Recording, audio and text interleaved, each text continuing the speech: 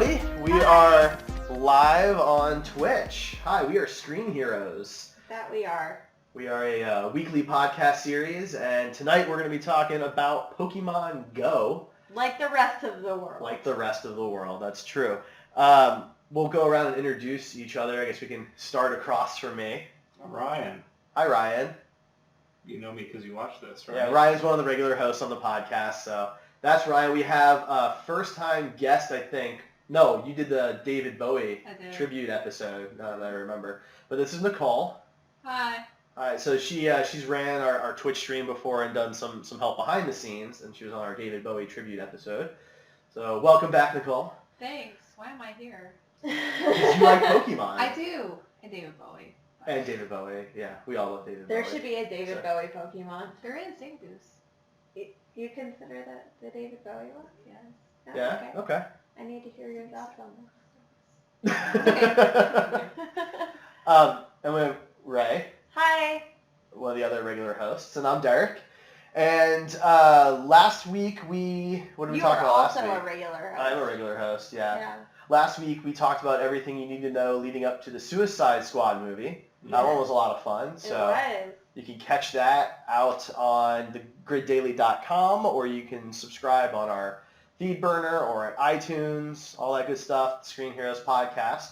But today we're going to be talking about Pokemon Go. You guys excited? Yeah, I think our first video game podcast for the grid, right? Well, we did do a live stream of John, you, and I playing Broforce on PS4, so that's a fun game. But yeah, I think this is our first one dedicated to a video game. Yeah.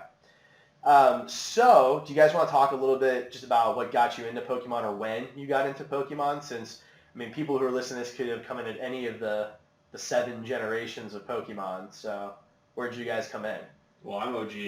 I was back when Red and Blue came to the States. My brothers started playing it. Somebody at the school told them about it or something, and my parents got it for them, and then I started playing it with them. I was a little bit older than most of the people playing it at the time, but, you know, it was fun, and I just kind of haven't lost that through all the years, so just kept Pokemoning it up. Very similar. I played Red. I believe I was never gifted the game from my parents, so I always had to play on other people's, and of course back then, before memory cards and save chips and not wanting to save more than one game, I never got past like the first 30 minutes of it for quite a long time, just because I didn't want to take over somebody else's system that long. So I always went with Charmander. He was my boy. I like Charmander. Oh, gee. Yeah. No. Yeah, ever since then, I was shocked when they kept coming out with more and more and more. But I watched the TV show, you know, very religiously. I had the song memorized. I saw the Pokemon movie in theaters with my best friend. Well, we all had to. You got a special card if you saw it in theaters. Yeah, I still have it somewhere. Yeah. Was that the Mew card? Yeah. The ancient Mew card? Yeah. Yeah. Things you remember. I have no idea who my best friend was in 2nd grade, but I know my Mew card. There was definitely an ancient Mew. I saw it at the Town Center 20 AMC theater. I remember that distinctly. I don't know why. I remember that distinctly. I don't think AMC 30 was built at the time when I went and saw that. I saw it at the AMC Ward Parkway. Oh, okay. That's cool. Mm-hmm. I was apparently an underprivileged child, and I did not get into Pokemon.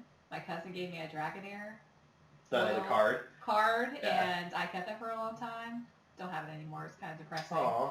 But 2 years ago, when I was 25, this guy gave me a 3DS with Pokemon. That's so sweet. And it's been all downhill from there. So I'm currently playing through like Platinum and Heart Gold and finished White 2. Nice. So all the weird middle children of the Pokemon world. I'm playing with my DS won't let me, so Right. That's what I gotta do. But I think I've watched almost all the Pokemon cartoons and the movie. Thank you, Netflix. Kind of obsessed with Pokemon now. Yeah, there's a lot of Pokemon on Netflix, which is good. And Amazon Prime. Oh, okay, cool. So for me, I started basically like Ryan. I don't remember if I had Red or Blue first. I had them both at one point. I'd given my red to a cousin a long time ago. No, the blue one's right there. Oh. Yeah, the blue one's actually the one that you can see on the screen. Oh, sweet. But I remember that I mainly played those just so I could do the rare candy glitch because I actually preferred yellow, which is why I got the Pokemon Game Boy. And I found some weird little glitch in the game that I got one badge and then I got the last badge, which you're not supposed to be able to do. I don't know what I did wrong. I could never repeat it, and it screwed up the whole game for me. So I actually had to buy a guide so I could go back and fix the mistakes that I made and follow the right path. I remember that distinctly. Wow. But nice. yeah. The only glitches I found were the ones I hunted for. Missing no. Yeah, right. Yeah. No, this was I don't know how it happened. I went the wrong way somehow, and you weren't supposed to be able to do that. So yeah. It was funny because back then it wasn't like you could log into the internet to find out how to find the Mew or the missing no or whatever. You know, you had to hear your buddy's friend's uncle works at Nintendo, and he told him not to tell anybody, but he's going to tell you. This is how you get Mew. Yeah. Yeah. I don't remember how I learned about that glitch, but nobody remembers. Yeah. Everybody knows it though. They all had that friend that had the uncle that works at Nintendo. And right, of course, yeah. But actually, I took a lot of time off of Pokemon. I only got through the first 3, and then I didn't get back until X and Y came out. And I played X, and now I've got Alpha Sapphire, and I love Alpha Sapphire. That might be my new favorite, actually. And I'm really excited for Sun and Moon. So, but I collected the cards. I had all but 6 of the original 151. Yeah, I never played the game, but I collected all the cards. I still have them. Oh yeah, I played a little bit. But I was a little late getting to the card game part of it, and so I quickly switched over to Magic. Yeah, my whole family was playing Magic at the time. We just collected the Pokemon cards because we wanted the foil ones. So. Yeah, there you go.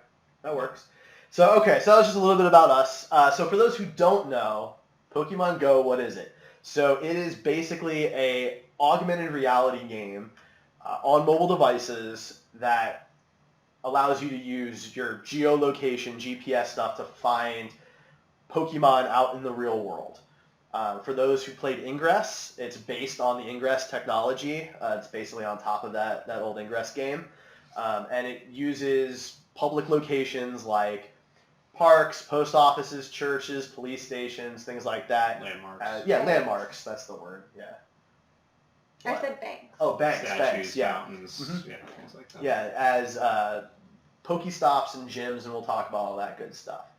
For those who've never heard of augmented reality, lots of movies and TV shows have used it in gimmicky ways. I remember the 2009 Star Trek film had an augmented reality thing where you took this like foil thing out of the box and you could see the Enterprise in 3D if you held your phone camera up to it. I think that was 6 minutes we went without Star Trek. Not bad. Yeah, no, it's not about 8 minutes. 8 minutes. About sorry. 8 minutes. Not a new record, but it was just an example. This is not gimmicky though. I think it's actually a really cool use of AR, especially when virtual reality is such a big thing right now. To see good use of AR is really exciting. Well, you know, it's a good thing when the majority of the naysayers that were at least very verbal about it last week are now on it this week and say it's the greatest thing ever. So yeah, I think we all have friends who did that. Very, very impressive to see the amount of converts just in a week. Well, I think the sheer amount of people playing it at first and the amount of excitement for it, kind of, people were like, what the heck is going on? Pokemon's for nerds and kids or whatever. But then they saw all their friends doing it, and Facebook was flooded with, Pokemon pictures, and then everybody was like, okay, well, I guess I'll just try it, and now they're all playing it. Those kind of fads create very staunch deterrence right away. You get a ton of people that are like, I'm not going to do this. And then eventually the technology happens. Like, just because Pokemon's the first game to do it, it will not be the last game. There will be other games to do this, and they'll have to get on board eventually. None of us wanted Facebook in the beginning, and eventually it got us all. So I'm an early adopter. I jumped on Facebook as soon as I could. I didn't have a school email account when Facebook came out, so I didn't have a way of getting on it until they opened it up to the public. As soon as KU had access to that, I was on. But so for those who don't know how to access the game or anything like that, it's iOS and Android only. At least for now. Who knows if it'll come out. Sorry, BlackBerry. For BlackBerry or Windows Phone. I doubt it, but you never know. And right now it's only available in the United States, Australia, and New Zealand, which seems like kind of an interesting assortment of countries and a very small group of countries. But they stopped the rollout because they were having some server issues because of demand. And so we actually had a question in chat. Someone was wondering if they were able to download the American version of the app, but they're in Europe, will the Pokestops work? Now, I don't know. If English was there, then it would, because it just adopts all there. Right. Now, I would say that if there's a beta in Europe, then they would definitely work, like there was here. In the United States, we had a beta, so if you were able to download the client, those things functioned as long as you could set up an account. So as long as there's a beta in Europe, or if Ingress was out there, which I'm sure it was, then you should be able to. But I have no idea what the performance might be like. You might have some serious performance issues. Or you might be able to capture all the gems. That's true. You might be able to no competition. That's very true. I mean, I don't know if we can admit this or not, but for the record, we all got the Australia version. Because you were part of the beta. Yeah. The three of us got the Australia version about 6 hours before the US one dropped. Well, no, it wasn't the Australia version. We had the APK, which is location agnostic. And for those, APK is the Android installer. For iOS, I think it's IPA. And that's just the installer for the game itself. Mm-hmm. Android makes it much easier to sideload apps than Apple does. So you can do it. I'm not necessarily going to recommend it if you're not a technical person, and you never know what type of. It was definitely very buggy. It was very buggy. Once the actual app dropped, I noticed a huge improvement later on that night. But it really was just 6 or 7 hours ahead of the game. Yeah, I mean, we weren't really supposed to be on there yet. The servers weren't expecting that type of traffic, and I don't even think when they went live, they were definitely not expecting the type of traffic they got, which is why the rollout stopped. So with that, I don't know if you guys knew or not, but there's been the first update to the official release. It came over here. It hasn't. It's not on the Play Store or anything. No. So. Yeah, but what's in it is officially listed, and it's a couple of really important things that I want to point out for people. One is the permission issue. So it's been in the news last day or so, especially for iOS users, that it granted full access to your Google account if you signed in with Google and not the PokeTrainer account. This was not on purpose. This was an error, especially since it doesn't list those permissions. And so that will be fixed in this update. That was a mistake. It'll only have basic account access, basically your profile information and contacts. For the record, 90% of apps have access to other things on your phone. Yeah, so this was a big one because it got them access to your emails. Like they could straight up read your Gmail emails because of the security breach. I mean, mine's all about porn anyway. Sure. It's more about if somebody hacked them and could get the information. Yeah. I didn't really expect the Pokemon company to do anything with my emails, but you never know. That's fair. The other big one is, and this one's a big one for me, is that they have apparently fixed the 1 HP gym glitch. I think we've all ran into that one. Yes. So right? In the beta, they had the same issue, and they fixed it with one update. But then when the game launched, it had the glitch again. So I wonder how much they actually fixed it. I mean, it was obviously a server-side issue. So. Right. Does anyone want to explain what that one is? I'm talking a lot. So. Oh, yeah. It's whenever you're rolling by yourself because you're growing up and you have no friends. And you're like, man, this gym, if I battle it, kill my Pokemon like 6 times, I'll take it down with Glory of Instinct. And so you do that, and then you go through the entire list. You get to that last Pokemon. You barely beat him. You get some 1 hit point.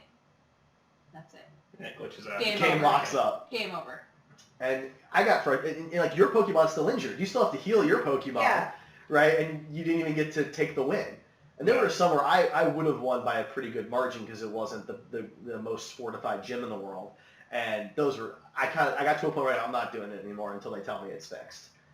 Because I just was sick of wasting my potions. Took the fun out of it a little bit. Yeah, it wasn't just when you were by yourself. The two of us tried to take on a couple gyms together, and it still came up with a glitch. Just it would either time out, and it would keep on going. Yeah. Even when the time ran out, it would just chill there. I had to kill the app. But the same thing has happened. There's been glitches where I've tried to catch the Pokemon or tried to visit a Pokestop, and I just couldn't. So the game was obviously not expecting that many people at that much time. I mean, the video games have never seen that kind of action before, so why would a phone app receive that? I get why they weren't expecting it. Ingress wasn't this popular. No, Ingress was very niche. And I mean, I played Ingress. Ryan played. Did you not even play it? I didn't hear about it I was until aware of it. I was friends with you. Okay, well, I worked at a software company, and the support teams loved Ingress, and so I worked with the support teams a bit, and I tried it out. But the only other issues were they supposedly fixed the Poke Trainer account login issue, which is good for a lot of people. Yeah. I know they were concerned that they lost all their Pokemon. There was that. There's like their Google friends were getting in, and they couldn't get in at the same time. So supposedly that's fixed, and there's other stability stuff. So that's the first big update that should be coming out ASAP. So that's good. They're working on stuff really quickly. Now if they can fix the capture bugs too, that would be nice. I'm sure they will. See, in the actual Game Boy and 3DS games, you wanted the ball to stop moving. Well, now in this one, you want you want to see the ball move because at least right. Yeah, because if it isn't moving, then you know you got to relaunch your app. And maybe you'll have it, maybe you won't. If it doesn't say "gotcha," you're screwed. It's over. Exactly. It's over. I just thought it was a I funny want dynamic. the stars. Yeah, show me. And you never know, like sometimes you end up with the Pokemon. Yeah. Sometimes you don't, but you still lose the Pokeball that you used. I mean, right. So that happened to me earlier today. It was very frustrating. I have a feeling that's probably more of a server issue than it is like a game I think bug. it's server side issue. Yeah, without a doubt. So all right, so that's let's talk about what the game is. Okay, so it's a chance for people to catch Pokemon in real life. You see virtual Pokemon in your world. There's Weedles on your toilet, or Rattatas in your bed, or Pidgeys on your car when you walk out. And it's created some incredibly fun, silly scenarios. Mm-hmm. It's gotten people up and moving, and for the most part, it's been a nice icebreaker. I know when we were at a show the other night, we ran into a few people, and immediately it was kind of a nice little, hey, you do that too, I do that. We have matching shirts or socks. It was just a, hey, we do this too moment. Mm-hmm. There's a lot of that. I mean, we haven't gone out to any of the big meetups or anything. There's been a lot of those. Locally, I mean, it's been kind of a phenomenon, and out around the world that all these, people show up to these Pokemon parties. And yeah, just the other day, Australia had 2,000 people show up to a big one at the Sydney Opera House. Well, I think we have like 300 people show up to one in Kansas City. Yeah. And that's a relatively small city compared to a lot of other ones. So, I mean, it's a big deal. It's a big deal. Yeah, it's crazy. The pros versus the cons have been incredible. Of course, with anything this game-changing, there are some bad stories that get around. The girl finding the dead body, the 12-year-old boy killing his brother because he thought that he deleted his whole game. Bad stuff has happened. The person that walked into the pond in the video that went viral, he was streaming at the time. Yeah.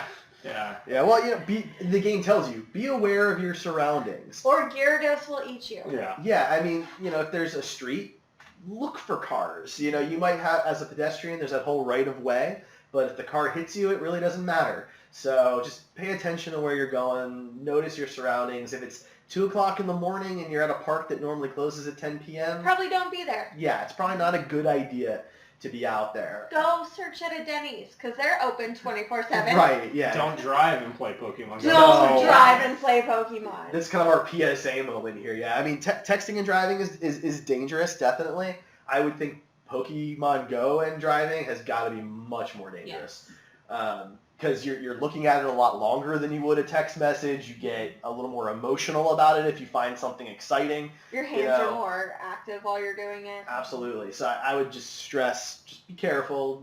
Use some good judgment here. Now, I will say this. I put on the battery saver. Yeah. And I put it in my cup holder, so I still get just a little bit of kilometers after those eggs when I stop and start. But if I hear it shake, which means there's a Pokemon, I just let it go. Yeah, just let it go. Just let it go. It's fine.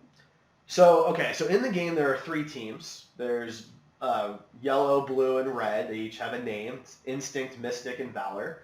And we represent 2 of those teams. And the teams mean nothing. It's like, whose line is it anyway? The points don't matter. Yeah, now, when you get a chance to select a team, they do tell you that it matters. They tell you each team represents something. But from what we've come to understand, that's as far as that meaning goes. Yeah. They have not developed it. No, maybe they will. I doubt that, but you never know.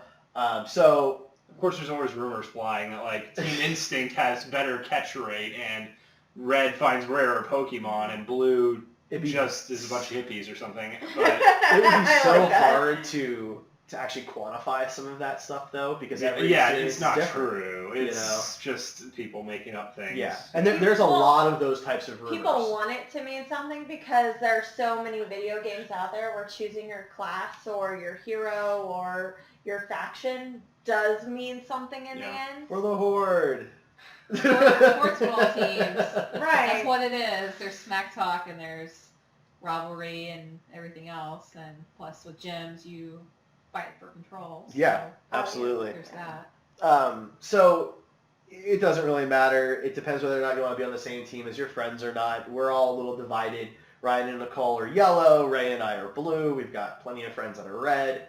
I don't personally recommend that all your friends are on one team. I think it's more fun that we're all kind of split up, and that way we bring a nice little flavor to all the different neighborhoods in the area. I mean, we could have some fun with it because it means we could all go to some gyms and battle and back and forth for a while. It's a good way to get XP. So, But you just want to make sure your friends are around the same power level as you, otherwise you're not going to have a good time. Right, and that's definitely true. It's like me. Ryan's definitely the highest level of the 4 of us. You're and at 17, you said? 18. 18. And I'm almost at 14, so he's well ahead of me. But, I mean, 16? Even at like 18 doesn't necessarily mean I found any powerful Pokemon. You can find just as cool Pokemon practically at 14 than I can find, unless I get extremely lucky at 18. So.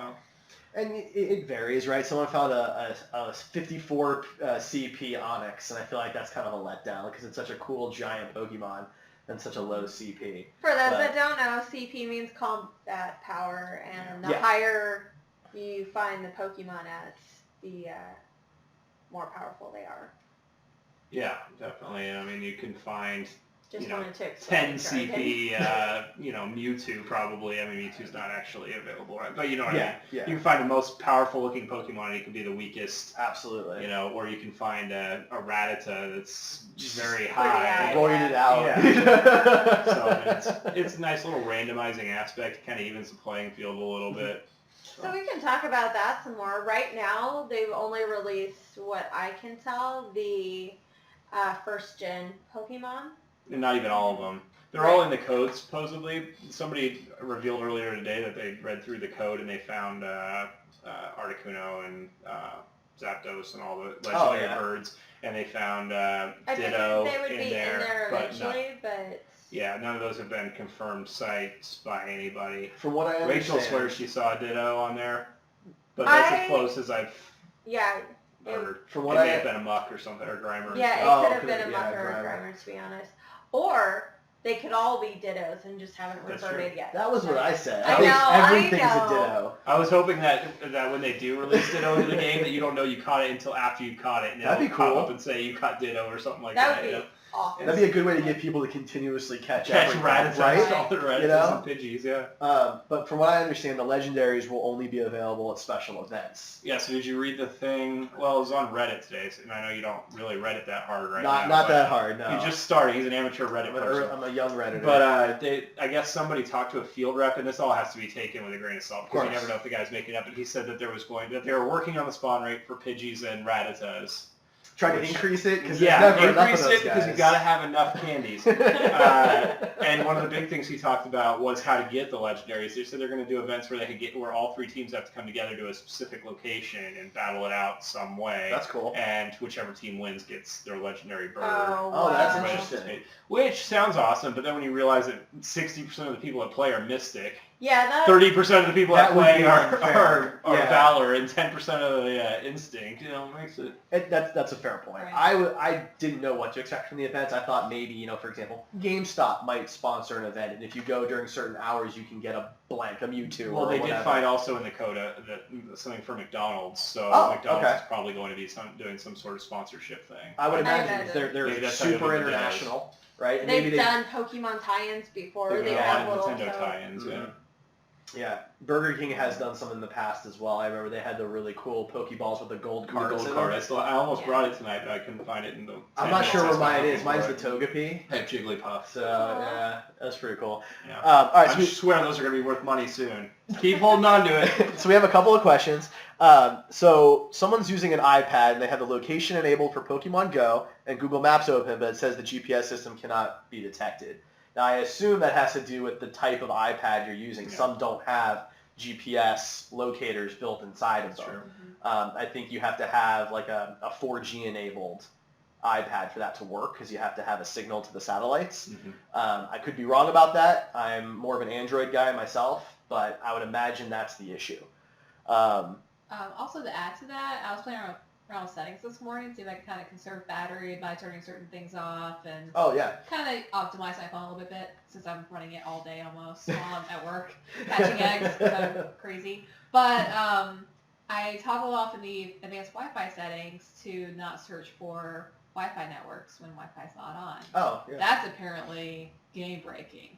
I could not get any kind of GPS signal whatsoever when I turn that off. Oh, really? Yeah. Interesting. So I think there's it uses a lot of different factors to get an accurate location, and when you turn something off, it's like, nah, pass. Interesting. Yeah. I've been able to just turn my Wi-Fi off, and then it's okay. Yeah. On the Samsung Galaxy S7, it doesn't automatically turn itself back on like some of the other Android phones do. But it has different options. There's an option in there that uses both your 4G, 3G, and Wi-Fi at the same time to do stuff faster. And if you have that on and then you shut something off, that might throw a wrench in. So we had a couple other questions in here. One's very Pokemon specific. Someone's curious about the name for Mewtwo. So there's a Pokemon called Mew. Does anyone want to explain how Mew became Mewtwo? I'm talking a lot, so I feel like... I can't remember all the specifics, but something about a lab experiment. Yeah. And like he was created in a lab to be the most powerful Pokemon ever, or something like that. That's so cool. Yeah, Mew's and then they fight in the Pokemon movie, and Ash jumps in the middle of them and gets turned to stone, and then Pikachu tries to zap him, and everybody starts crying. It's sad. Okay. It's very sad. So the Pokemon movie was incredibly cheesy, but the last 30 minutes is some of the Who didn't cry right there? Right. You know? I like Pikachu started having the little electric tears. And Mewtwo gives one of the most compelling speeches on world peace that none of our world leaders have given before. It's incredible. Watch the movie. If you can make it through the first hour, you'll be very happy with the finale. But yeah, Mewtwo's a sci-fi character, right? Mew is from space, and Mewtwo is like the sci-fi experiment version with telepathy and other crazy powers and stuff. I had a question the other day for you, just joking around. Okay. I said, do you think they'll make Pokemon Go accessible to the people colonizing Mars? And seems likely. There's one Pokestop, and that's the landing spot where. There's potatoes from Martian Brew. There's Mews everywhere. See, and that's the thing. That's the only place you can get a Mew and a Mewtwo. And just the other day, they said NASA confirmed that the International Space Station is not Pokemon Go accessible. Because there's no GPS map of that. Like, if you haven't tried this yet, I work in a building in downtown Kansas City, so I'm on the 10th floor of this building. It just thinks I'm on the ground on that particular block. It doesn't know that there's a building there in the game. It doesn't care. But for the International Space Station, it's where the satellites are, so there's nowhere for it to pinpoint Nintendo, can you get on that, please? So, yeah, we need an ISS map for our astronauts. The 5 people up there need to play. They need to play. Hey, they need something to do, you know? Right? So someone was curious about Raichu. Now, as far as I know, people have caught Raichus. People have evolved Pikachus. So Raichu should be out there. That shouldn't be an issue. How much data does the game use? Not as much as you would think. Right? Facebook uses more. Yeah. Facebook definitely uses more. Yeah. GPS really by itself uses almost the same amount.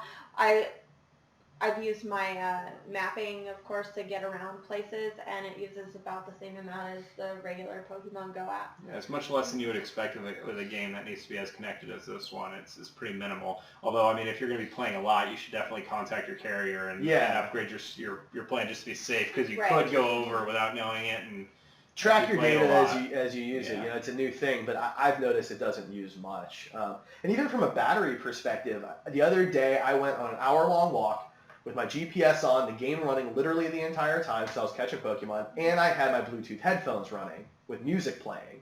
And I still lost I lost less than 1% a minute. I lost 40% battery on an hour-long walk. My phone performs a little bit slower than yours, and I've noticed it's about 1.5% per minute. Okay. So it varies based on your device. I would imagine your battery size on that device and screen size. Kill all your other apps. Mm-hmm. If you have a big screen, it's going to drain the battery more. I mean, that's just how it works. You know, maybe lower the brightness of your screen a bit. That helps. And the game does have a power save mode. It's in the settings, and Nicole mentioned that. It's a cool feature because you basically leave the game up and you turn your phone upside down and it blacks out the screen. Now the screen's still on, but it will use less. If you look really close, you can see it says Pokemon Go. Yeah, it's got the little logo. And it will use a little less battery while you walk around. That's mainly for egg hatching, more than anything else. It will not shake, right? Yeah, I don't think it does any kind of notification. If you find... Oh, no, it does. It vibrates? Yeah. Oh, okay. Yeah, I felt it vibrate like constantly while I'm at work. So if my eggs are hatching, it'll kind of do this little bzz, bzz, bzz thing, and then the others are just like a one little vibrate, and that's it. So cool. Yeah. So what's the most exciting Pokemon you guys have found in the wild so far? Most exciting. I know that's a really subjective question. It's all personal. I found a Poliwrath in the wild. I thought that was kind of cool to get a third stage evolution. Did you actually catch it? I did, yeah. It wasn't super powerful. It was in the 300s for CP. My Poliwhirl is high 200s, so I'll probably evolve him into something stronger. But to see a third level Pokemon out in the wild was kind of neat. Yeah, I mean, in the beta, when I caught a Jolteon, that was that's evolved. cool. That was interesting. But I guess since launch, probably we ran into a Kadabra when we ran some lures the other day, and that's probably the rarest one we've found so far. Neat. Yeah, that was pretty cool. I think my most exciting one was when we were both in the car. I was still wielding phone because I'm a pro, and also safety first. Safety first. But anyway, so we had Scyther pop on both phones, and I'm like, Scythers, I don't have one. I rolled a natural 20, got 700 CP. and I tapped them both. I threw one Pokeball just wildly with my little dual wielding, like. and I put on the first try. Awesome. Mine was like in the 600s. His was like 22. Aww. But today I caught one that was like 7 something, so that made me feel better. Actually, I want to amend mine. I was sitting on my couch in the living room, and a Snorlax showed up. I wasn't even really playing. I was more just like looking over the Pokemon that I had, and it vibrated, and it's just a Snorlax standing in my living room. That was pretty cool. The Snorlax never stands. He was laying down. Of course. He was standing for the catching screen. For the catching, yeah. Yeah, he was standing then. You know. Dude, you didn't have to play Pokeflute or anything? I didn't. No Pokeflute needed. That's disappointing.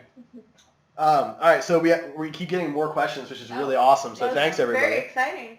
So one person was asking about how many trainers can be at a gym. Anyone want to take that one? How many trainers can put their Pokemon into a gym? Well, answer both ways. You can. I think the most you can attack with at once is 2. Right. If you hit the little fight button with your friend at the same time, then you can have 2 people fighting the Pokemon at once. It'll attack both players equally. So, I mean, it'll be looking at your character, but then it'll also be looking at your friend's character and it'll be attacking that. It doesn't split attacks.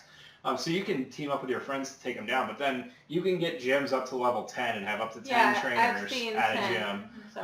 And if that happens and you're in the other team and you run into a level 10 gym, it's going to be, you might as well buckle in for a couple hours probably because it's going to take a while to get that thing down. The highest level I've seen personally in the wild was a 5. I just saw a 10 today. We had a 7. We have a 7 in Olathe right now. So. Yeah. So the way that works is if you open up the gym, if you're close enough and you can view it and see the Pokemon assigned to it, you'll see that in the top left corner is a something out of something XP value. And basically, as that number goes up, the gym levels up. So if it's 7,000 out of 8,000, once it breaks that 8,000, it'll level up to the next level, and that number doubles for every level is what I understand. Yeah, and you can level up the gyms. Like if you find your own, we're Team Instinct, so if we run into a Team Instinct gym, then we can fight that gym and beat it. And if we beat that, then that raises its prestige. And if we get it to the next level, then one of us can add our Pokemon to it, and we can keep fighting until both of us do, or however we want to do it. So you can definitely help your own team out by fighting the gyms of your own color and bumping it up. And that helps your own XP. You get XP too. And just this, if you're on Facebook, there's groups for almost every city, every state, for each individual team. And a lot, like in our local groups, there's a lot of people saying, I just took this gym, I need reinforcements if anybody is in the area, and they just want you to go fight their gym and pump it up and put one of your Pokemon in there. So now, if you're at a gym, it's a friendly gym, it's your same team, and you want to add a Pokemon, but you can't, that probably means that gym is full up. Basically, each level corresponds to the number of Pokemon you can have at that gym. So level 1 means 1, level 5 means there can be 5. Now, you can only put one of your own, but if you get to a level 5 gym and there's already 5 Pokemon there, you won't be able to just leave a Pokemon there. You'll need to get it up to a level 6. Yeah. I was laughing at the Ekans and Arbok comment. Oh. Like, am I seriously the only one that figured out that Ekans and Arbok were Snake and Cobra backwards when I was like 10? Well, Cobra's spelled with a C, so I didn't think about it. I just didn't think about it. I don't analyze Pokemon names all that much. Well, it doesn't take any analyzation for Krabby, but it's true. That's true, yeah. So does Pokemon type matter in battle? Yes, it does. If you hit them, you'll see super effective or not effective pop up, and that's pretty much a dead giveaway. And I mean, what's weird is there's actually fairy types already in the game, but there weren't fairy types in the first.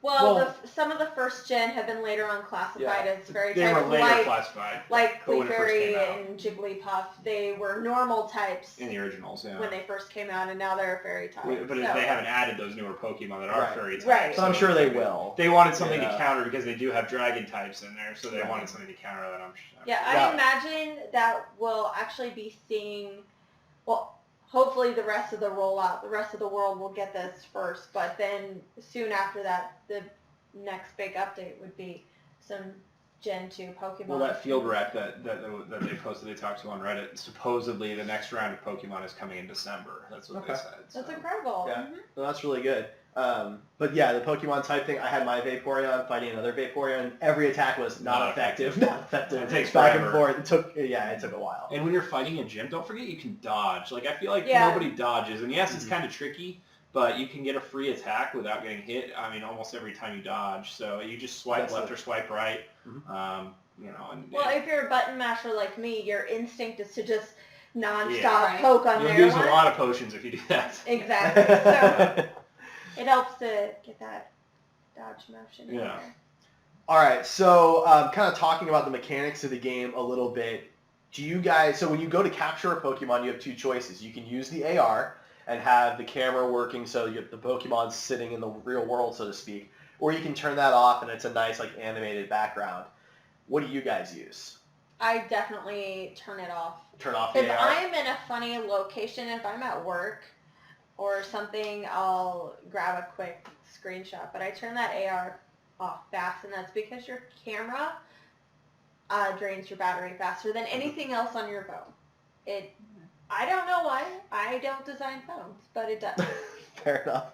I'm the same way. And also, it's such a quick toggle on and off for the AR, so if you want to take a photo, it's not a big deal to turn it back on and take a photo there. So it makes it easier to catch the Pokemon, too, when you're not in the AR mode. Oh, yeah, because the movement doesn't, your hand movement doesn't matter at that point. Well, yeah, if you've turned a little bit, and you're in AR, then you have no idea where the Pokemon is. You have to, kind of look like an idiot. Of course, you look like an idiot anyway, walking around like this, but... you have to look for that Pokemon. It's just a pain in the butt. Well, if you just turn say AR you're in your car and you're not driving because you're not an a-hole. You're parked safely in a parking lot somewhere. Right. Or you're the passenger. Or the passenger. Or you're the passenger. If you have it on the camera, you won't be able to continue as you're moving. Yeah. Right. And I do it on walks. I like to keep walking. And I don't want to have to stop and play in the middle of the track. They've actually said that they didn't want people to stop. They wanted people to keep being able to keep moving while they're playing, and that was one of their goals with the game. So they've succeeded apparently with you because you get to keep. I just turn off the AR. No. I can't do it. I have to stop for at least a second. Some of them I do. If it's like one of the question mark CP ones that I know is like going to be really high level and awesome, then I'll stop and take it seriously. And, but it's CP10 Rattata. It's like, okay. Yeah. So let's be honest. How much have you guys walked in the last week? Because this has been out about more than I have in like the last year. No, I would say year. I don't know. I went for a jog over lunch because I was working from home today just so I could place my Pokemon in a friendly gym that had an available slot. I never, for lunch, I would have sat on my couch and watched something on Netflix. I've been trying to get this guy to do like a nightly walk with me for the past year, and now it's like Pokemon, and so you guys are walking together like this. It worked, Nintendo. It worked. All right. Good job, Nintendo. You got him to go out with me. It worked, but so talking about the walking though, so that's the egg mechanic is a big piece of walking.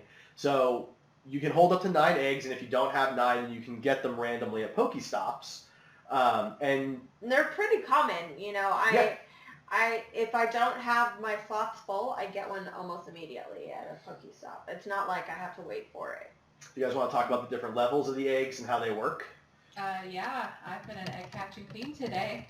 So I would call a lot at work apparently. Didn't realize that until last week when this game released. But so eggs are 2 kilometers, 5 kilometers, and 10 kilometers.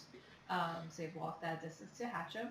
I hatched one 10-kilometer and got a Kabuto. So that's cool. Yeah, so that was pretty cool. That's 6 miles, by the way. Yeah. Give or take. Yep. Mm-hmm. And like on Saturday, I walked around 8 miles equivalently. Just because I was like, I'm going to finish hatching up this 10-kilometer egg, and then I was like, I have more eggs, I'll keep walking a little bit more. The trail behind my house has a Pokestop like every little bit, so I'm like, stack of fun items. Right. And then I see off in the distance, like, these gyms and all these stops, and I'm like, I don't know where this is, I'll just keep walking, and then it's like... And we never saw Nicole 2 hours later. But, yeah, it was a lot of fun. I'm kind of exploring areas I haven't explored because usually I'm on the couch and Netflixing and doing that stuff. So. Helpful hint for you guys that are hatching eggs: don't use your limited use incubators on 2 or 5 kilometer eggs because you're basically wasting them at that point. Put your 10 kilometer eggs in your limited use because you're going to get a lot more out of them. Put your 2 kilometer eggs. If you run 3 2 kilometer eggs in a 3 use incubator, you're getting 6 kilometers worth of work out of it. If you put 3 10 kilometer eggs in a 3 use incubator. So always use those for 10 kilometer eggs. It's math. I mean, it's use the infinite use incubator for all your little 2 kilometer and 5 kilometer eggs. Otherwise, you're throwing away. You might not pay money for it, but the ones you get a limited amount that you earn. So. And it's important to know, so you get an infinite one when you start the game, but basically from that point on, they're all 3 use. So if you buy one in the shop, if you get one from leveling up, they're 3 use. That's it. And one thing that I missed in the first day or so is that you have to assign an egg to an incubator. Yeah, it's not automatic. It's not automatic, so that's something to keep in mind. But that's a cool thing. I mean, it's really interesting, and I got a couple cool Pokemon that way. I got a Rattata in 1 of the 2 kilometers, which is lame. But I got a Geodude and I got a Magnemite. Thought those were both pretty cool because Geodudes are not super common out here. So. Yeah, I don't have one yet. Yeah. Oh, which actually, I hatched one today, and then on the car ride here, one popped for me, and I decided I have 2 Geodudes. Nice. In one day, when in 4 I never saw one. When there were 9, right? Yeah. Right. That's pretty funny. They were pretty common in the beta, but they tuned it back for the launch, so around here anyway. So now someone was wondering about the starter Pokemon and that possible Pikachu rumor. No, that's confirmed. That's not a rumor. So, but that was kind of what I was leading to. Yeah, absolutely. So when you start off, you get the choice between the classic 3, Squirtle, Charmander, and Bulbasaur. If you decide to walk away from all 3, Pikachu pops up. Yep. Which has a lot of us thinking, man, that would have been cool because I picked Squirtle because I wanted to pick something different, and I've yet to find another Squirtle, so I'm never going to get to evolve I found this. 1 Squirtle, and that's it since the game launched. They're very uncommon. Charmander, I haven't found any since No the game Charmanders. launched. Bulbasaur, I found a few of, but it's still not a lot. At least, for Pikachu, I'd be happy with a Pikachu for a really long time, but like a Squirtle, you want to get that to a Blastoise real quick, So that's a little disappointing. But yeah, someone was saying that if they could get the Pikachu, they might start over. And I don't know, can you reset your account? I know. No, you'd have to make a new account. I know they frown on that. They do, but you're not going to get banned for it unless you're like trying to multi-box on your phone or something. Also, if you're local to Kansas City area, go to Nelson Atkins Museum. They're spawning there. That's a spawn The Pikachus? point. Yeah. Yeah, we need to check that out. So, and I got one from an egg. So, cool. And it was a 2-plumber egg, so I mean those are. Oh wow. Okay. Yeah. I didn't think they were that common. So I mean, don't give up. The Pikachu are out there. They're and out it's there. just a yellow Yeah, mouse. and you can get a You can race do it. from them also. Yeah, it's there. I believe. Get it. Yeah. Go see some art. Yeah, go see some art, catch some Pikachus. Now, speaking of ways to get banned, I know some people are trying to find any way humanly possible to get around the incubator walk restrictions. I've heard of people tying phones to ceiling fans, putting them on treadmills and model train tracks. It's not based on Tying steps. them to a drone. Tying them to a drone. That one actually worked. Yes. And that one doesn't really break any terms. They actually said, But- they said they didn't because the account is attached to the phone, not the person holding the phone. So Right. as long as the phone is moving, Then technically you're technically good. you're good. Yeah. But there are some people out there, now it is important to note, it's GPS-based, not step-based. So those with Fitbits and Garmin's and things like that, it doesn't care how Yeah, many you can steps go you up take. and down the stairs a million times and it's not going to do anything for you. Treadmill's no good. Yeah. You need to physically change locations. Now, it's possible the Pokemon Go Plus may have a pedometer. It I hope it, so. it I mean, really maybe. could. We don't know right now. We don't It's know. Right. kind Yeah. of unknown. Let's hope it does. That'd be nice. That would be great. But some people are trying to use GPS spoofers to make them seem like they're in a different location. That will get you banned. It's very tempting though because we have a Pokestop like 30 or 40 I'm not feet behind tempted. our house, and there's people that drop lures over there all the time. So I kind of want to just like place myself 20 feet out from my house. It's like, are they going to catch it? I don't know, No. but it's not worth the risk. This is also the same guy that sends me with his phone Yeah, out to that that's true. 10-foot away Pokestop. Yeah, I feel like gotta going get with those me. balls. It's a long walk. It's a long walk.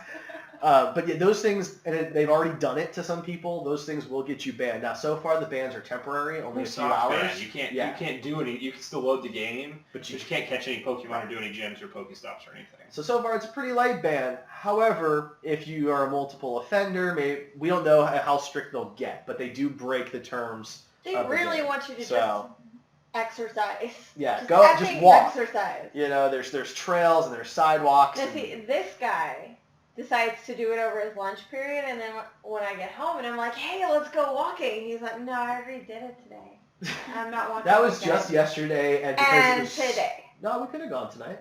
Really? You didn't ask. No, I guess after the podcast, you guys are going for a walk. Yep. But yesterday, what happened yesterday was we walked to lunch. We walked to a place incorrectly and went way out of our way. It was blisteringly hot, and I had jeans and not like nice sneakers on, and so I was just beat. But that was unintentional. But anyway. Have you guys seen the ads on Craigslist for Uber drivers that are they do their Pokemon Go drivers that will drive you around while you play Pokemon Go for like $20 an hour, and you can split it with however many people will fit in the car. Is it actually Uber? No, it's just okay. people like advertising on Craigslist. There's one guy that's local that it posted in the Instinct group, and he said that for Mystic and Valor, it's $25 an hour, but for Instinct, it's $20 an hour, and you can split it with 3 of your friends that can also come along. That's I clever. mean, Which is tempting. It Like makes- for $7 for an Yeah. hour, that's not bad. Yeah, you but, know? like- It makes me hope that Uber maybe catches on to the idea, so people with background checks and some That's the thing. credentials are the ones driving, because I wouldn't do it by myself. Yeah. especially, some people are if at offering all. snacks and like charging stations in Yeah. the car and things And look, like the that. people that truly want to do that, I appreciate that, and that's great. But you gotta be careful. Beware, yeah. Be aware. Don't just get into strangers' cars. There was a meme I saw going around the other day. It was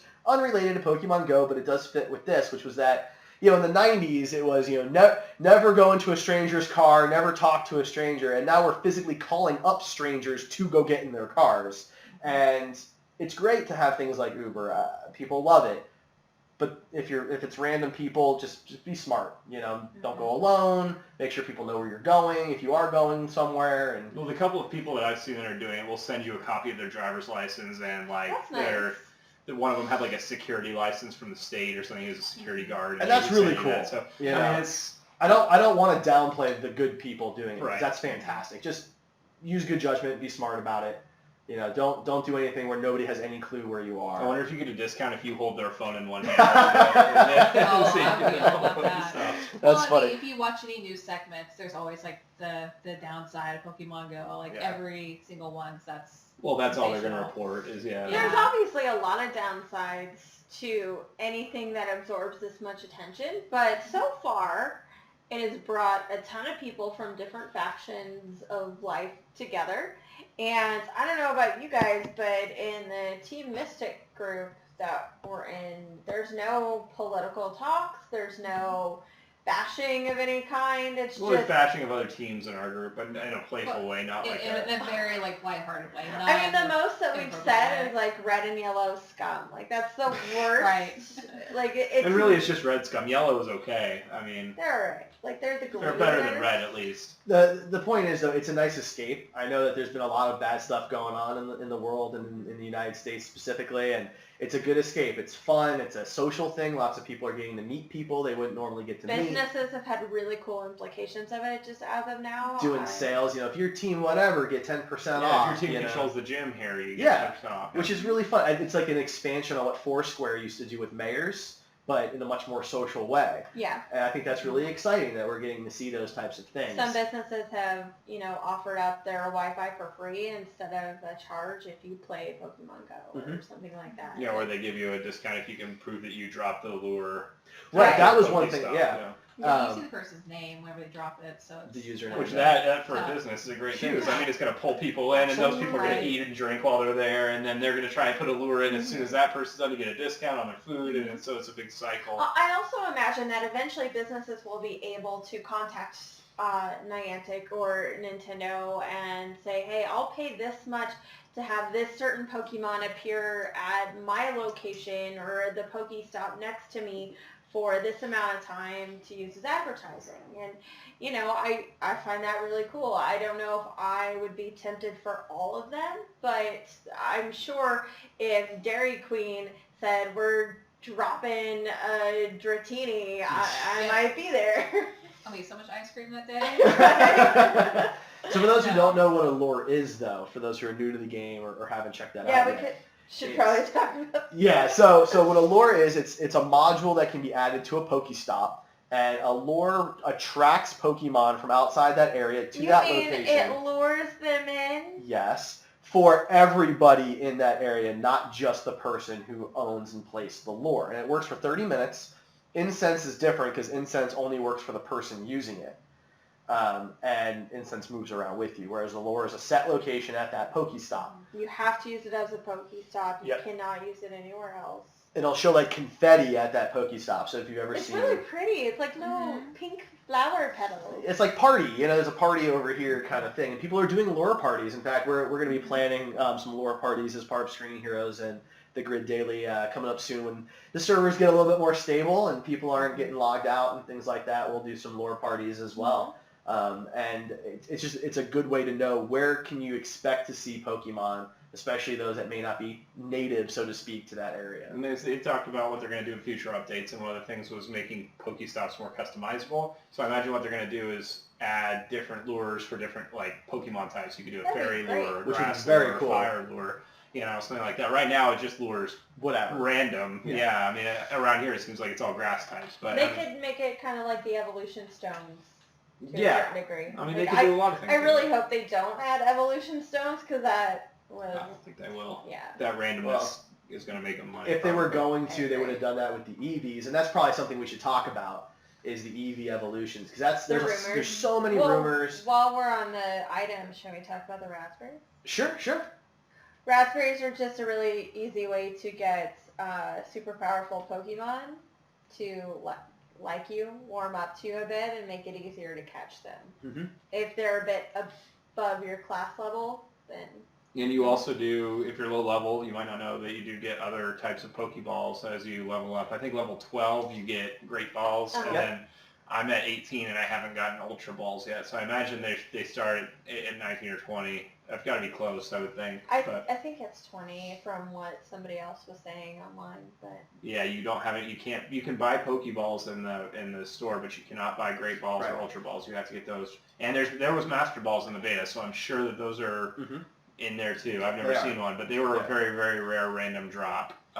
Based on what I saw on Reddit, that's something you get at a particular level. I'm drawing a blank on which one. It's a higher level. Yeah. The highest level that particular chart went to was only 27 though, so it's not like it's so far out. It's in the distance kind of thing. Very achievable for many people within the next week. Yeah. So, but yeah, the shop is kind of interesting though that you bring it up because it's kind of limited on what you can get. You can only buy regular Pokeballs, for example. You can only expand what you can hold the number of Pokemons and the number of items by 50 each. That's all that they currently have right now. And I don't know about you, but I maxed out on items already this week and had to start just throwing stuff away. Yeah, I had like 130 revives earlier today, and I had to dump like 50 or 60 of those. Right. I've never needed to use a revive. That is why I want the trading, is for the items more so than the Pokemon. I like the idea of collecting my Pokemon and choosing whether or not I catch them or leave them or whatever. Because that was always my favorite part of the games, is the whole gotta catch them all, not gotta trade them all. But I want to trade items with you guys. The other day we were walking, I had over 100 Pokeballs. He had 3. I wanted to give him some, and I couldn't. He had to spend actual coins. It would surprise me if they actually added item trading. I really doubt they will. It's more likely just going to be Pokemon. Because that's what they make their money off of, the items. Yeah. It would take their profits. I'm also a Wonder Trade fiend. Yeah, if they added that, that would be exciting. Trading. I've built most of my living. Yeah. Most of your living. Yeah, she makes a lot of money doing Wonder Trading. So. I have a love-hate relationship with Wonder Trading. I've traded. I want to explain what it is. Okay. For people who haven't played. Sure. So in the newer Pokemon games, starting with X and Y, it's also in Oris as well. You can get online essentially, and you put up a random Pokemon. You connect with another player somewhere in the world. They put up a random Pokemon and trades, and you get whatever they give you.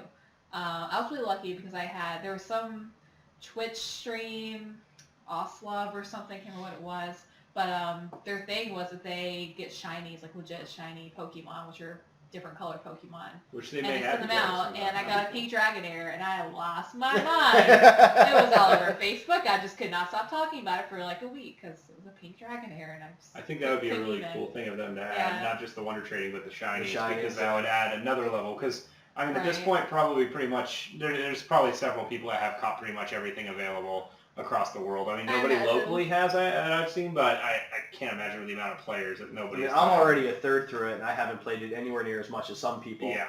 So, but I mean, if you had shinies, then you had a whole new level of rarity, and you can have them in all these different colors, and that makes it even more rare. So then when you're saying catch them all, like Rachel likes to do, then you also have to catch all these shiny different colors and variations, And like in the anime, they had one of the newer butterfly Pokemon. What was it? Pavilion, probably. Yeah, Pavilion always had they made a point that from this region they have this color, and from this region they have this color. They've added so many more of those. If you want to like flip through the handbook, which is everything's gone. Our set fell apart. Rachel just had to point at it. That was all it took. Is that a wand or a pen? That's right. We're just fixing our set a bit. If you want to flip through it, there's a ton more options. Oddish can go, and instead of become the Gloom and Vileplume, it can also be a pretty little Blossom or something that. Blossom. So there's tons more options. Both Jigglypuff and Clefairy and Pikachu have a prior evolution. Which will be weird how they handle that. Evolution. Yeah. Yeah, that will be I kind of expected that the eggs would only have first evolutions of things, just like logically, and obviously that's not necessarily the case. Right. So it's a little weird. Adding them into the wild may be a little weird, but adding them into the eggs. I think region-specific Pokemon and like patterns for like any of those would be huge, especially if you added the Wonder Trade, because then you can trade your region-specific, butterfly or whatever. There's the deer-looking one where it changes based on what the season is. Yeah. So it recognizes the season in your game. Now, obviously, it doesn't translate to what season's going on in real life, but that could easily be something they put in there. And then also in a couple games you can catch different kind of Pikachus and buy him different clothing. Yeah, you can do cosplay Pikachu, and you can have Luchador Pikachu, and all these other. When I play Smash Brothers, he has his sunglasses when I play as Pikachu. I do Luchador Pikachu. Yeah. So I imagine they'll add like some little clothing for them as well. Which, you had a great theory about Miitomo the other day. Yeah, I just thought that Miitomo might have been Nintendo's attempt to see if people would be willing to pay for digital avatar clothing, like people do on Xbox Live and things like that. Because right now, your Pokemon Go avatar is set. You set it; it's very limited options, and once you have to wear a visor. It's set. If you're a guy, right? I would imagine. Or a hat if you're a girl. I would imagine they're going to take a lot of the mechanics built for Miitomo and import them into Pokemon Go, so you can start to customize those types of things. Because if people are paying for them in Miitomo, they will definitely pay for them in Pokemon Go. I think they'd be more interested in customizing their Pokemon than they would. I think both. I think both. I wouldn't say no to one or the other, but I think the easy one is the human avatars because they've already done that in Miitomo. You see, like when driving around with Nicole and seeing like all these Pokemon at the gyms, there's a lot of people that don't put Pokemon in the gyms because they're powerful. They just do it there to show it off. Yeah. And I feel like if they had a customized, Dratini with like a tiara on, that they would definitely put that out, even if it was only like 150 CP. No, I'm sure you're right. I think that's a good idea. I really want like sweater vest. Halucha or something like that. There you go. So did you guys want to talk about the Eevee evolutions though? Because that's really thrown a lot of people out for a loop. It is random, people. It is random. Yeah, there is no way around it. Right. Niantic's actually come out and said it's fully random. It's in their FAQ. They've created an algorithm. It's random. Great that it worked for you for those 10 times. You probably should have tried it 11 and been. You probably should have played the lottery after that. Yeah. So those who don't know, originally Eevee is a Pokemon that would evolve into different things depending on environmental things or stones or different objects. They didn't just evolve like other Pokemon did. Started out with 3, there's now 8. But in Pokemon Go, right now it's first gen, so it's just the original 3. Mm-hmm. So it is completely random. There's nothing really to it. I swear the first time somebody gets like an Umbreon, they'll lose their S. Because maybe they won't tell anybody. Somebody will just think they're getting another Flareon or something, and then it says Sylveon or Espeon, and they're like, oh. Sure. Sorry. Evolutions are big. Yeah. I mean, for some people. Yeah, I have two of the 3 right now. I'm really a big fan of the original gen Pokemon. There's very few of the later generations that I'm really excited about, and so for me, I want those 3 original Eevee evolutions. Makes me sad. There's all of them. I know. I agree. So we've got one person in chat who's wondering if we've heard of any plans for them to add PvP battles. I mean, I don't think they've come out and said they're working on it. There's a lot of call for it. I think that probably won't happen for a long time. Right now, the way that battles are done, if you haven't done one, is one side is always controlled completely by the computer. Right. The one at the gym. The one at the gym. I just think that the way that battles work in the game right now to do PvP would be odd and not work at all. So it's likely that if they do that, it's going to take a huge amount of updating to the game mechanics, and it's probably not. They're going to have trading out way before that ever happens. And honestly, Sun and Moon's coming out in November. If you haven't already yet, at least get a 2DS. Play Sun and Moon. Seriously, they're so cheap Love right it. now. Everyone and their mother's going to be playing Sun and Moon now because you're getting Pokemon whether they were before or just kind of mad about it. Next game's coming out. Looks amazing. It looks really good, yeah. I'm very excited about Sun and Moon. But there is a lot of call for PvP, but 18 new Pokemon from Sun and Moon. I expect they'll have probably about 50 or 60 just because that seems to be the average, if not at least 100. So it's a very exciting year for Pokemon, for Nintendo altogether. I see a lot of issues with doing PvP just because we've seen fights already break out here and there. I imagine PvP could get very serious very fast. So maybe if you just do it and you get to, they create a social network around it too.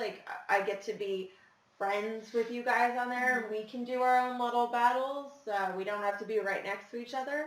I think NPCs would be cool, like in the actual games. Yeah, that where, would be neat. You know, you're walking around a trail and there's a person there, and you can try and walk around that person. Like sometimes you can in the games, or you can't. And if the person sees you, you have to battle them. But that would be about the only way they'd add it. But even that isn't true PvP. That's no, it's not. It's not. But that's very fun. It would be cool. It would be interesting. And it would work with the mechanics they currently have, because the big issue is that historically, Pokemon battles, aside from a couple outlier video games, have always been turn-based. Right. Right? They're not, real-time battles, aside from like a couple. Even Pokemon Stadium was turn-based.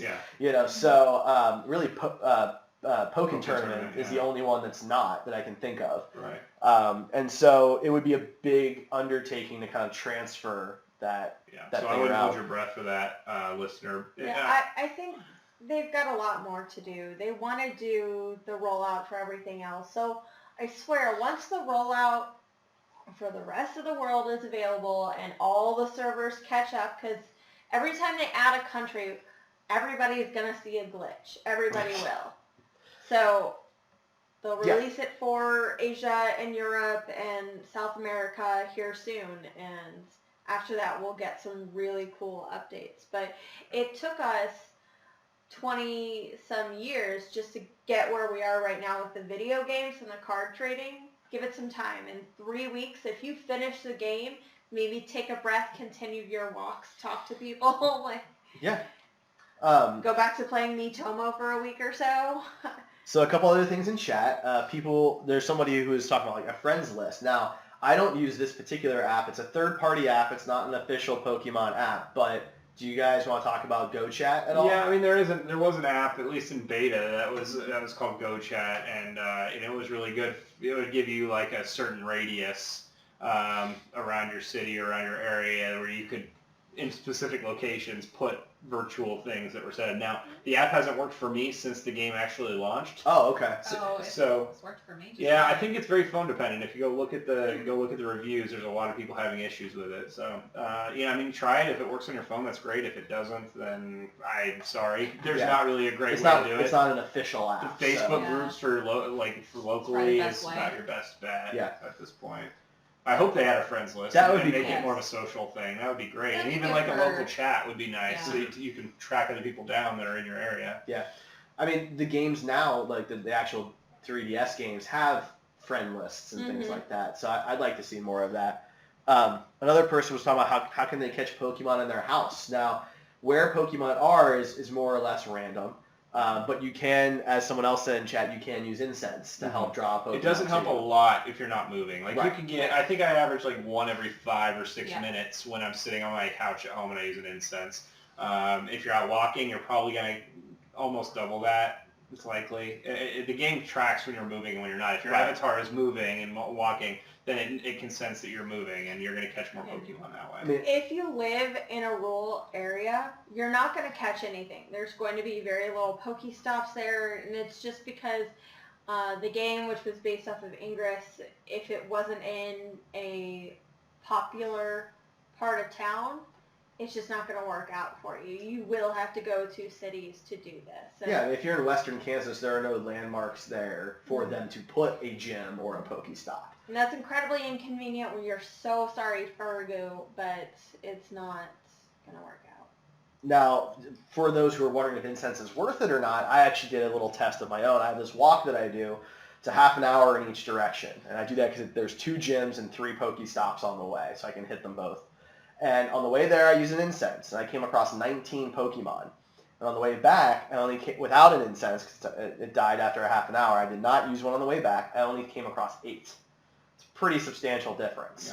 Yeah. So if you have incense and you're going to be moving around, that would be the time to use it. But yeah, when you're sitting in your house, a lot of that's it's random. If you're watching some TV and you want to pull the app up, maybe something will pop up, maybe something won't. Of course, someone here saying that lures are better than incense. I don't know that they're necessarily better. They're better in terms that you get to hang out with a bunch of people and it works for everybody. But actually, I feel like incense is actually more effective in terms of attracting Pokemon. But the lures now, I mean, this hasn't been confirmed because there's not a great way to test it. But the lures supposedly do ignore like the area you're in and will pull all different types of Pokemon in, whereas the incense will just kind of bring the local Pokemon that are around you to. And again, that hasn't been confirmed. That's just something that people kind of.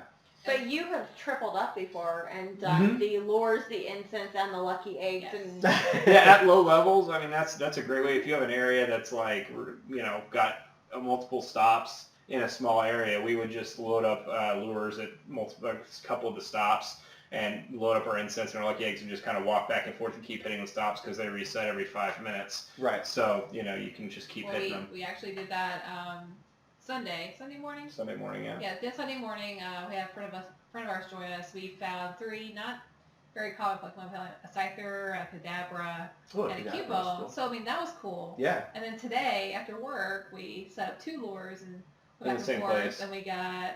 I got a high CP Scyther, but that was from an incense. That didn't pop for me, but yeah, it was all Rattatas and G's and that's about it. Downtown where I work, from my desk I can hit a Pokestop, and people were using lures there earlier on Monday, and it was nothing but Zubats. Zubats everywhere all day long. Derek has 7 high-level Golbats now, or whatever they are. Basically, I got rid of all my other Pokemon. I just have nothing. Yeah. I have a Zubat and Golbat army. Yeah.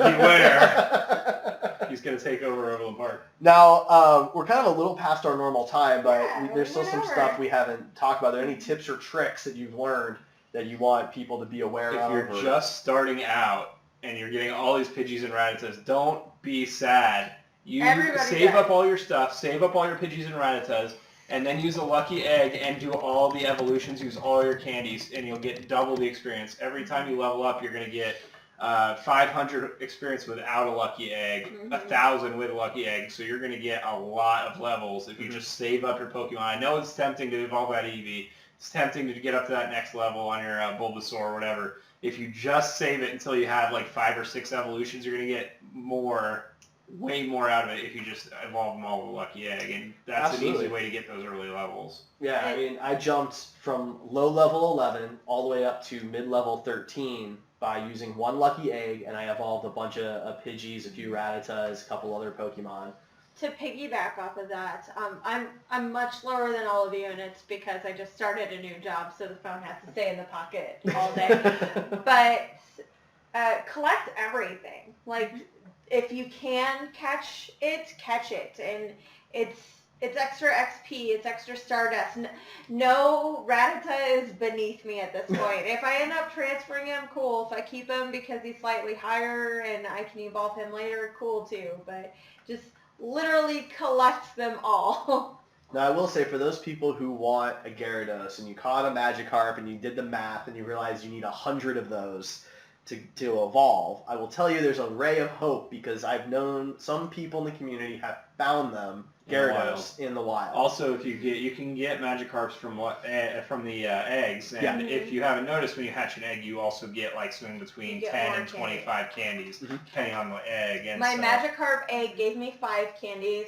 My must have been 2 kilometers. My Hitmonlee gave me 16 candies. Yeah, if you can get the common Pokemon from a 10K egg, but you'll get more candy from a 10K egg. So like I caught a Pinsir earlier out of a 10K egg, and I got like 30 candies with it or something. It was ridiculous. So there is some hope. You don't necessarily have to get 100 Magikarps aren't bad to get out of eggs. Yeah. It's discouraging, sure, but you get that candy and you're closer. I was just fine with getting my Magikarp. It was not a big deal. But okay. So any other tips or tricks? Anything else? Any rumors you want to dispel? Because there's a lot of those as well. You cannot get your Pokeballs back. Somebody tried to say that if you tap on it before, it's an animation thing. It looks like you grab it, because I tested it myself. It looks like you grabbed it, but your numbers don't change. Yeah. So I understand the confusion. If you're not keeping track of your Pokeball count, it certainly looks like you grabbed it. If you lose enough on a ticket, just send them a thing. They'll get to you eventually. Yeah. Let's see. I'm trying to think of some other rumors and things like that were out there. There's been a lot of screenshots going around of people who thought they saw a Mewtwo nearby. Those are all Photoshopped. Those are all Photoshopped. Most of those images are like the silhouettes from Super Smash Brothers. Yeah. and things like that. Like we said earlier, the legendaries at the moment are reserved for special events, which there haven't been any special events yet. The game's been out for a week, so yeah. And for those who are upset, you can't get into your Poke Trainer account, or the game keeps crashing on you.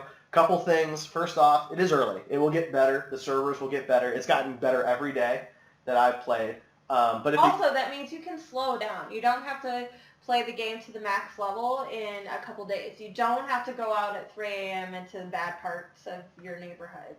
You really don't. Like, you've got time, and it gets better as it goes on. I've had less server crashes every single day. It gets better and better. So, if you burn out too quickly, what are you going to play then? What are you going to do?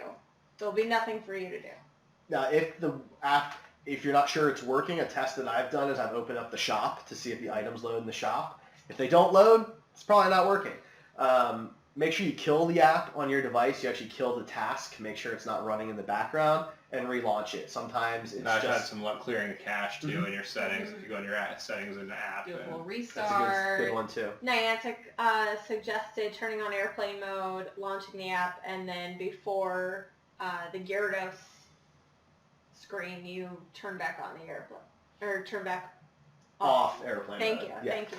Yeah, so there's different things you can do to kind of help the servers reconnect with you, but keep in mind it's temporary. For anybody who's ever played an MMO at launch or any big online style games at launch, there's always going to be some issues. Even Blizzard's Overwatch didn't have the smoothest launch in the world when it first went live, and things get better. It will continue to get better.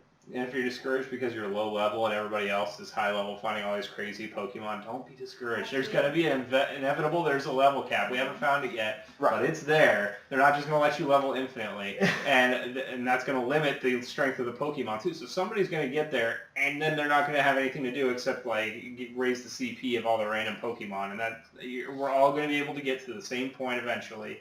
And the way enjoy the journey, and the way those levels come up, it becomes a plateau because each level is that much longer to get to, and so you and your friends, you'll level out, you'll have a good time, focus on the aspects of the game you enjoy, finding the Pokemon, hatching the eggs, fighting at the gyms, all those different things. There's a lot that you can do that's fun other than just leveling up. That's one aspect to the game. And if you're looking for some social stuff, check out Facebook, check out local groups that might be in your area. Kansas City definitely has one. That's where we are. They have one for all the teams that you can join as well if you want to do that. And there's also little subgroups like teams or just in general all lady groups. Oh, so sure. That you can go out in numbers with people, LGBT, etc. And that's great. If you don't feel comfortable with a bunch of random strangers, find some people that you have something in common with, and you might. Or stick around public areas. Don't go to the graveyards. Don't go to the secluded parks. Go downtown. Go to the museums and go to the landmarks where there's going to be people and things like that. And do it during the day. I think most people our age have some sort of social hesitance or as bad as an anxiety. So you can find ways around that with this game. We all certainly have. The only other suggestion I would have is bring a backup battery or an external battery to charge your phone. Power bank. Because the last thing you want to do is be out in the middle of nowhere by yourself and your phone dies. And now you're not only alone in the dark, but you don't even have a phone that works. Because that battery level can drop off pretty quick before you know it. So before we sign off, our last comment, it was actually pretty poignant and cool. It says, whoever thought this day would come to go out and on an adventure and really find a Pokemon. And I don't know if I ever thought it was going to be possible, but I always kind of hoped. It's pretty cool. I mean, I'm really impressed with it during its first week. I'll say that. Server glitches aside, I would give this a solid A effort for the first type of game like this. Yeah, absolutely, and hope to see that it continues to develop and gets cooler and cooler, and the community stays cool, and everybody has fun and makes new friends. And when more games come out like this, I'm definitely gonna have to get a just gaming phone. Right? Yeah. Now I will say you brought up the Pokemon Go Plus, which is the wristband that's coming out supposedly this month. At the moment, it only seems to have been something that Amazon and GameStop had, but it's sold out everywhere. If you go on eBay, you'll see it for upwards of $250. It's a $35 wristband. Don't buy it on eBay. So they'll make more. I promise you that if they sell out, they will make more of these. Just like the Amiibo, any, just like the Wii back when that was hard to find. $200 device for a free app. Yeah, they spend that $200 on coins in the game. Exactly. Go a lot further. Yeah. So just be a little bit patient. Let's show the secondary market that they can't control this supply. It's just like when a console launches, 29 days later, a lot of those are going to get returned. So just something to keep in mind. We are the Screen Heroes podcast from griddaily.com. Please subscribe to us. We talk about all types of different things. Last week we talked about everything you need to know. The Suicide Squad movie. We did our own fan cast of a live-action Super Mario Brothers film. We do as much as we can. Now that a live-action Pokemon movie has been in the works, we'll probably fan cast that. Spoiler, Andy Serkis for every Pokemon. For every Pokemon? All right. I like it. Well, that's okay, because he cast Asa Butterfield as everybody. Or no. Just Ash. Just Ash. Idris Elba as Ash. Yes. Mewtwo. Okay, that's Idris fair. Elba's Mewtwo. Yeah. That would be His voice would be perfect right, for it. Right. Yeah. And motion capture. I want Andy Dick to be Meowth. I can see that. Oh. We don't even need to do that episode now. It's I done. can't even do it. Done. It's done. But please subscribe to our podcast. We're on iTunes at screen-heroes.com. Leave us a review. We promise to give you a shout out. We have a new feed burner that you can find in the show notes. We're at griddaily.com. We're at griddaily on Twitter and Facebook and Instagram and Tumblr We do and this every Vine. Tuesday. We do this every Tuesday night live on Twitch here. 8 Twitch, o'clock Central. Right, 8 p.m. Central. Twitch.tv/griddaily. You can join the chat. We'll answer your questions best we can, as we did tonight. So and if thank you're you. local, you can come say hi to us at Pokemon parties. Eventually, Yes. we'll end up making it to some of those, and we'll have our own. So We have T-shirts, so you can see who we are sometimes. And we appreciate all the questions and interaction we got tonight. So thank you for that. You guys, how can people find you if they want to talk to you or ask you any questions? Well, I'm Ray. I'm a Super Siren. That's a cosplay duo here in Kansas City. We travel all around the country. We make our own costumes. We sell fun pictures of ourselves in various outfits and scenarios. You can't really find me. I'm kind of a rare spawn. she's part of Buster Props. No, yeah, seriously. We are doing a lot of Pokemon related stuff. We mostly do 3D printing and costume related accessories. We do Daredevil helmets and things like that. We're getting ready to. We just finished these. We're starting to produce Pokemon. I'm waiting for mine. Badges. Yeah, I'll tell you how much you owe me for it later. We're going to be doing Pokemon badges for all the new teams in the game. So.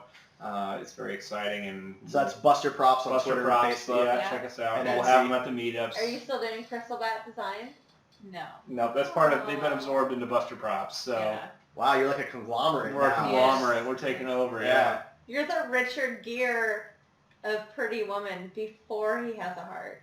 I mean, I'll take it. I'm not going to argue that. And I am the Star Trek Dude. I actually now have the StarTrekDude.com, and I am doing my Trek Watch. I am watching all of Star Trek, literally in order, best I can, and reviewing every episode and every movie. And I just started, so I got through the Cage and the Man Trap of the original series. So next up is Charlie X. So check that out. You can follow me on Twitter and Facebook as well. Thank you, everybody. Have a great night, great week. We will catch you next time. Catch all the first ones.